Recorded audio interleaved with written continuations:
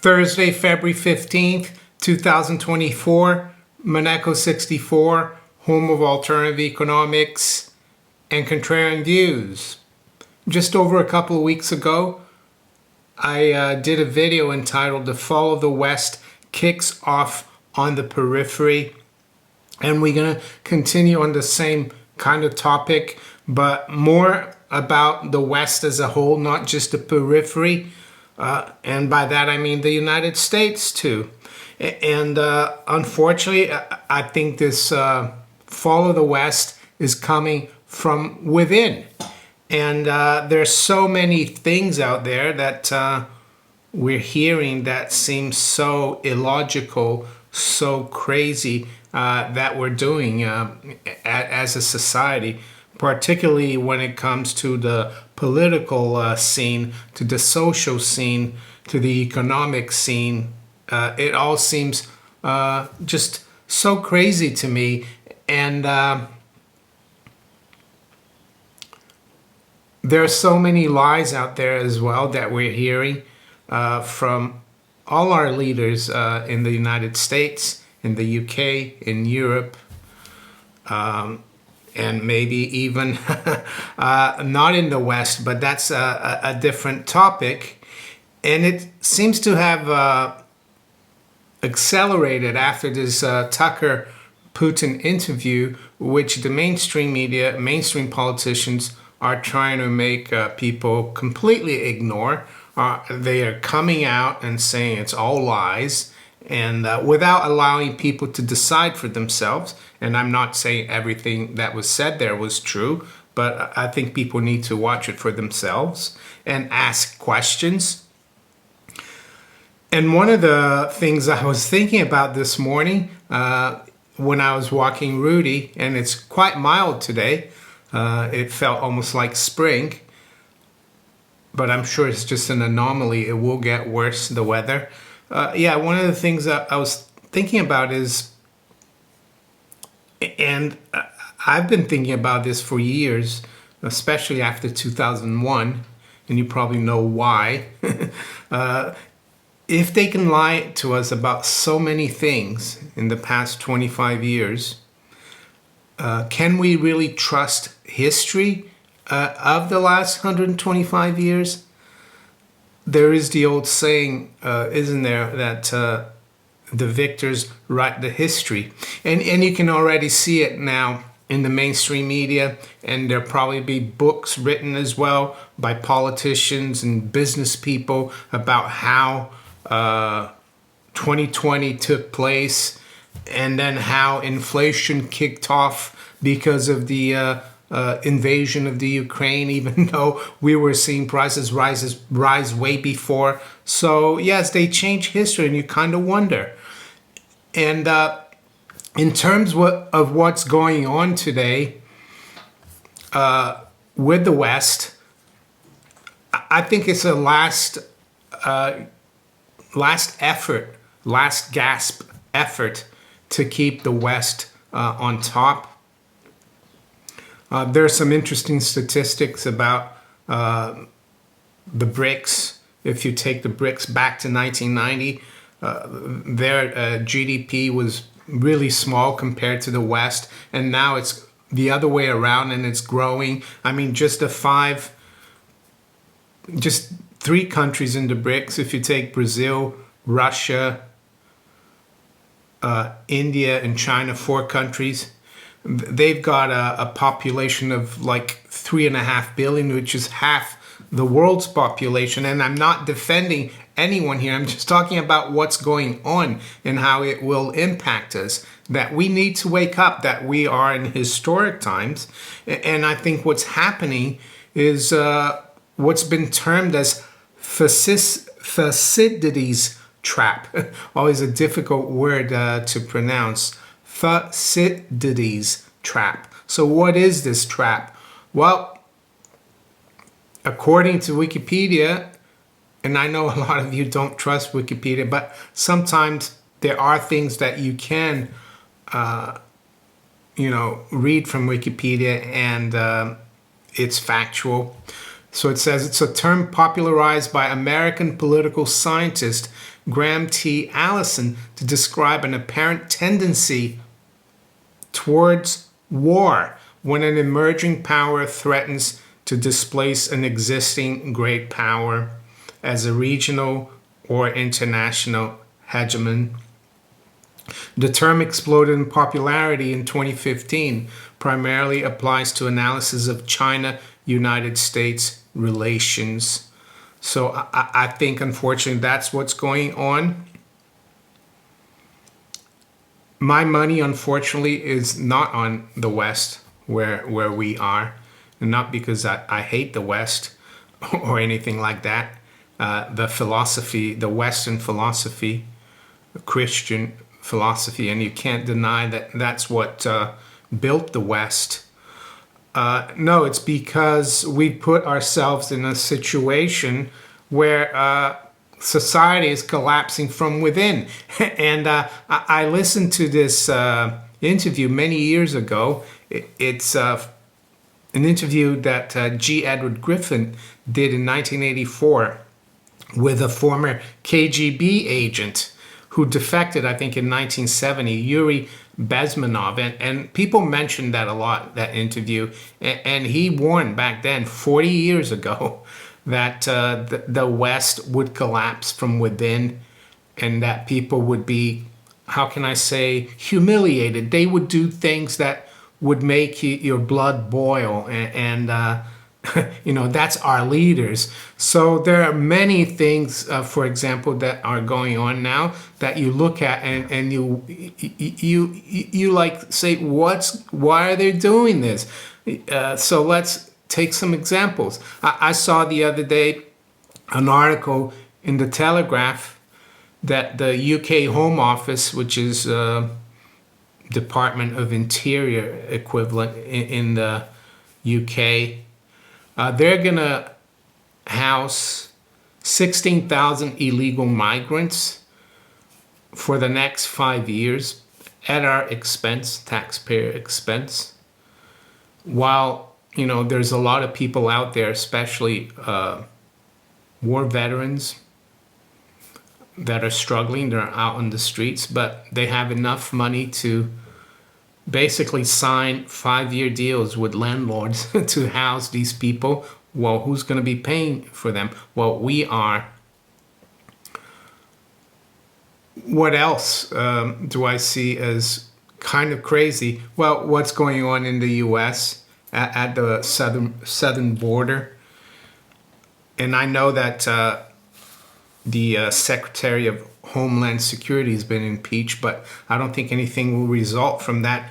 But basically, the federal government is breaking the law, the Constitution, and allowing all these people in. That's crazy. You know, you kind of wonder why are we doing that, or why are Americans doing that?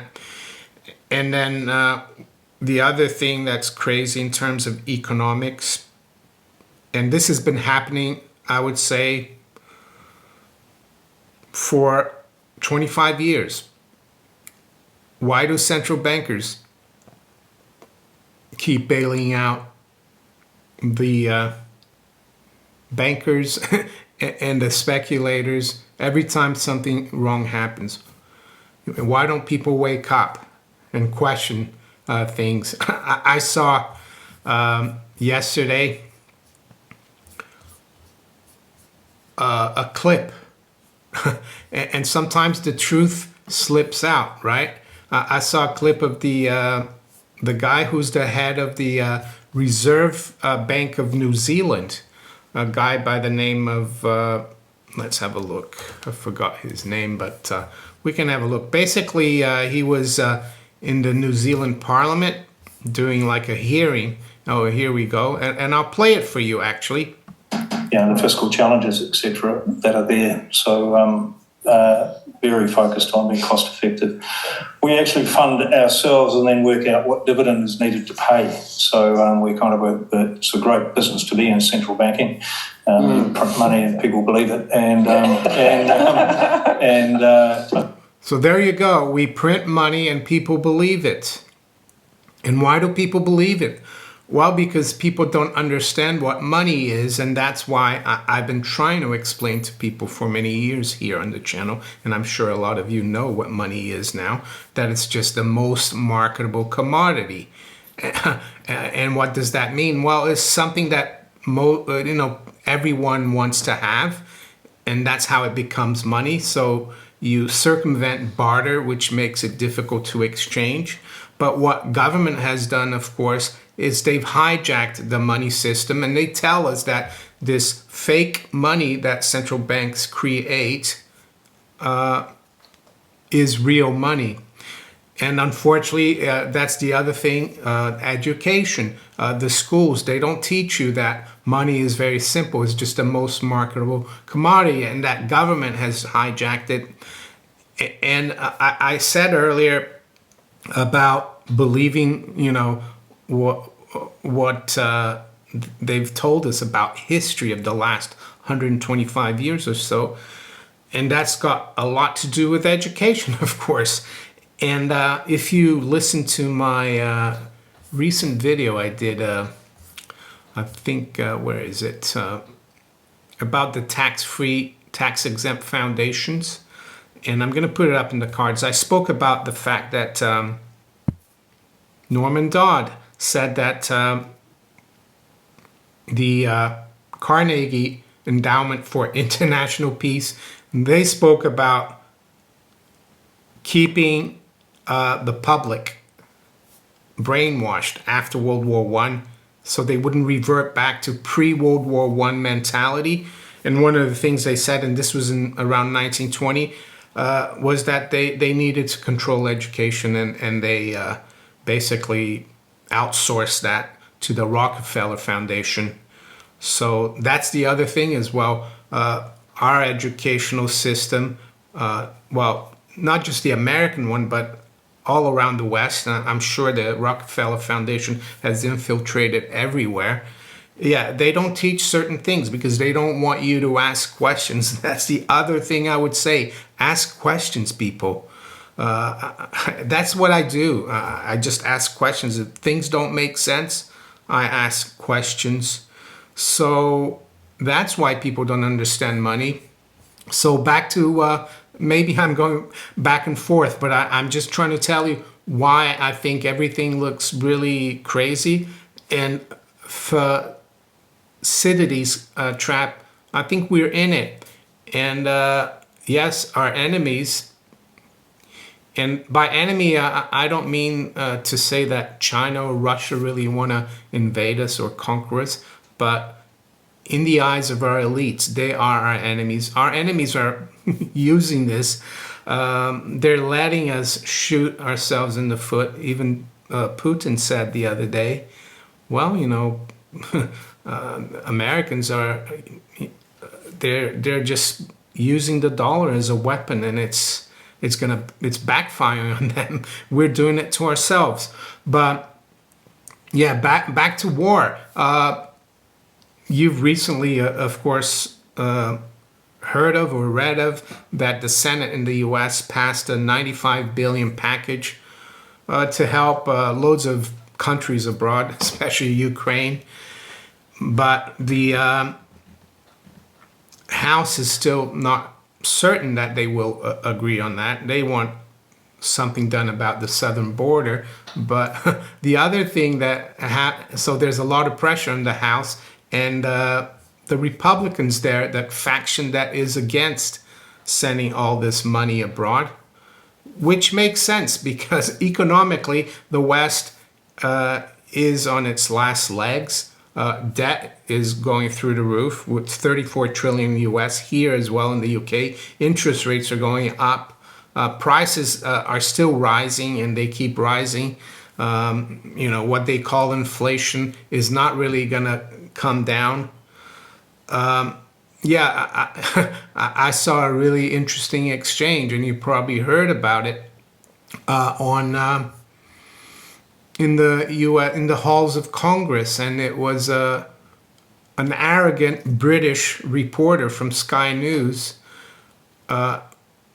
questioning Marjorie Taylor Greene, and he said, David Cameron, our foreign secretary, and David Cameron, don't forget, he wasn't even elected. He's a lord. This is what Americans rebelled against, in 1776. And he has the goal to come in the halls of Congress and say, our foreign secretary is calling you a Hitler sympathizer because you won't let this package go through to fight Putin, implying that Putin is Hitler. And she wasn't happy. She said, yeah, I won't be talked at like this by David Cameron. And then she said, anyway, who's David Cameron to tell us what to do? David Cameron should look after his own country, care about his own country. And the best part was at the end, she said, David Cameron can go and kiss my ass. That's what she said. And then she went into her office and the reporter kept asking her and she just slammed the door in his face. I think that was great. But then later on yesterday, this news came out. And as I was saying, weapons of mass destruction, the Gulf of Tonkin, the Maine, you can go back to the Maine. There's, the incubators in Kuwait. There's been so many lies that you kind of wonder, but it seems really convenient. It came out yesterday, Russia is preparing to launch nuclear weapons into space, US fears. So why did that come out just yesterday? Well, because they want to push the Republicans in Congress to vote for it. And if they don't vote for this package, they're going to be called Putin apologists. And they're going to put America and the world in danger, right? Because Putin is going to launch nuclear weapons into space. And I haven't read the details of that, but I smell BS. So yeah, that's where I feel we are at. And unfortunately, from reading and learning about history, when there are wars like that, people like you and me who question things, they become enemies of the state. What the hell is happening? I blew up the building. Why? Because you made a phone call. And I'm not sure I'll be able to make videos like this in a week or 2 weeks time or a month's time, depending on how things go. I think we're getting near a point where you're either with us or you're with Putin. And I'm not with anyone, but I try to think critically and ask questions. And a lot of this, doesn't help. So a lot of the BS, makes me suspicious that's what I meant. And yesterday I tweeted this out because today we had the GDP come out for the UK for the fourth quarter, and it was negative. So GDP grew by, well, it didn't grow, it shrunk by 0.2% in the fourth quarter, year on year. Quarter on quarter, it dropped by 0.3%. So I haven't checked the third quarter what it did, but for all intents and purposes, we are in a recession and war as well. And this brings the economy into the fore. War is panacea, just like inflation is for an economy that's on its knees. So yeah, as I said, I tweeted this out yesterday about BAE Systems PLC. And for those of you who don't know, I'm going to tell you what BAE Systems is. It's a British multinational arms security and aerospace company based in London, England. It is the biggest manufacturer in Britain as of 2017. It is the largest defense contractor in Europe and the 7th largest in the world based on applicable 2021 revenues. So this is what I wanted to show you, and I tweeted here yesterday. Cui bono, who benefits? Well, Some are very happy at Boris Johnson sabotaged peace. This is where our taxes are going, by the way. So there's BAE. It was languishing around, on the chart there, as you see, before the Ukraine war. And look at what it's done now. And who's Lord? The Lord said will. They love the Lords, don't they? Cameron is a Lord as well. But look at him. The Lord said will. Let's see what his job was before becoming non-executive director of BAE Systems. Oh, Cabinet Secretary, Head of Home Civil Service. October 2018 to September 2020, under Theresa May and Boris Johnson. So now you know why Boris Johnson didn't want that war to end in 2022, which is continuing to have a huge impact, unfortunately, on Ukrainians and Russians. I'm not going to talk all the deaths and destruction, but yeah, war is a racket, isn't it? So enough of ranting about what's going on in the world. I know a lot of you ask, so what do we do in this case? Well, I think knowing the truth of what's going on, or trying to know what the truth is half the battle. So yeah, try to ask questions in terms of financial. Buy BAE? No. Well, if you feel good about it, going to sleep at night, that you're profiting on the back of misery and death, go ahead. But no, I just try to do my own thing. Focus on yourself, your family, your community. And if you have a business as well, invest in that business yourself. And keep a little bit outside the system, as I always say. And by that I mean real money, gold and silver, especially in these times of war, because inflation is what is going to take place and is still taking place. Let's quickly look at the markets then. Spot gold, and it's 8:28 a.m. London time. Spot gold is at 19.95. It's up $3. High's been 96. Low has been 19.86. Silver is at 22.55, up 20 cents. Right near the highs here, and the low's been 32. Stock market was a bit shaky a couple of days ago, but it seems to be stabilizing. The Dow futures up 124. NASDAQ is up 65. S&P up 16. And why do I think the stock market is going up? Well, war. That's why. And deficit spending for the war. I haven't looked at BAE today, but I bet you it's probably up. Currencies. Sterling is down slightly, 125.50. The euro is unchanged, 107.32. Dollar is above 150 versus the yen, but it's down about 1/3 of a percent. The yuan is unchanged, or the dollar versus the yuan is unchanged at 7.22. Aussie dollar is up 1/8, just below 65. The dollar is unchanged versus the Canadian dollar, 135.33. And the Kiwi dollar is unchanged at 60.90. To the commodities, WTI crude is down 7/8 at 75.75.